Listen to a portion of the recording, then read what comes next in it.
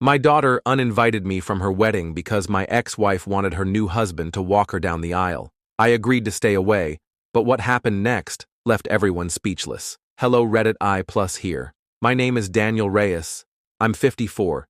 And until a few months ago, I thought I had a solid relationship with my daughter, Lila. She's 27, sharp, ambitious, and stubborn, in ways that remind me of myself when I was her age. I raised her after her mother, Evelyn, and I divorced when Lila was still in middle school. Evelyn remarried quickly to a man named Richard, a corporate lawyer, who always looked at me like I was some worn-out relic from another era. For years, I ignored that look. I ignored Evelyn's little jabs too, because what mattered was Lila.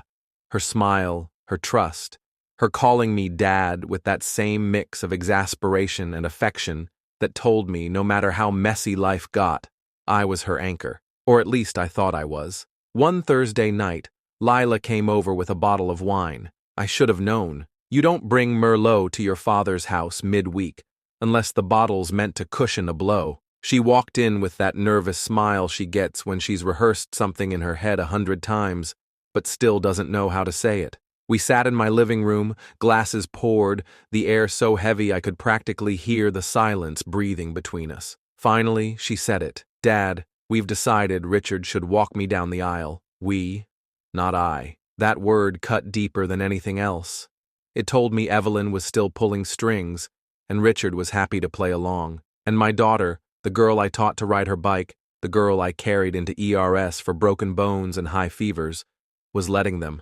I didn't argue, didn't beg. I just nodded and said, "It's your day." But inside, I felt like I'd been erased. Like all those years of showing up had been wiped clean by a single conversation. So when she followed up with, "I think it's best if you don't come at all. It'll just complicate things," I smiled. A practiced smile, the kind you use when you don't trust your voice to hold steady.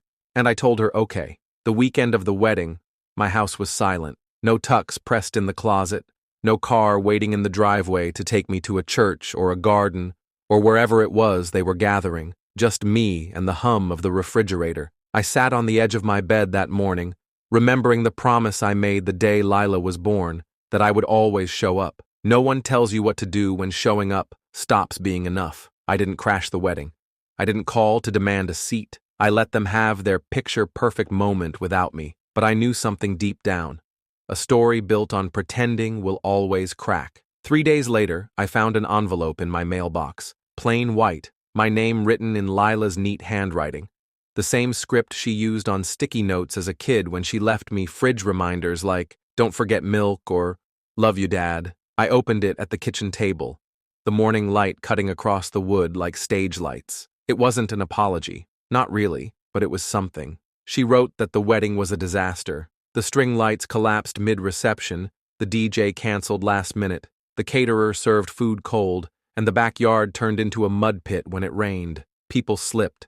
Glasses shattered. She said it all felt hollow, like she was watching her own life from the outside. And then the line that gutted me, "I wanted to keep everyone happy." I didn't realize that meant losing you. I read that sentence a dozen times.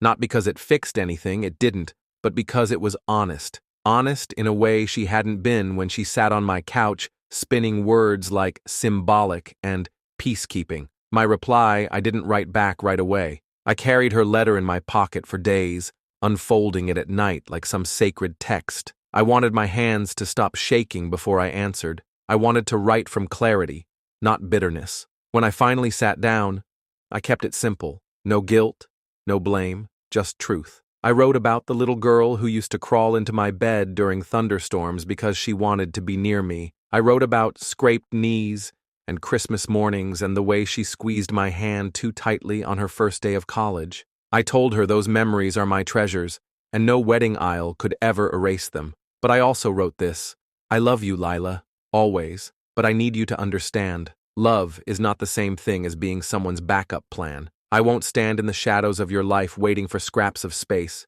If you want me in your world, it has to be as your father, not as the man you invite only when it's convenient." I mailed it without rereading it, because some truths shouldn't be polished.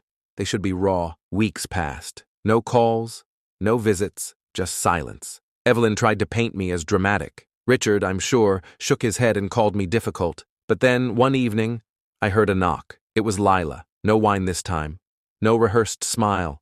Just tears. Real, unguarded tears. She stepped inside, sat at the same couch where she'd uninvited me and whispered, "Dad, I messed up. We didn't fix everything that night.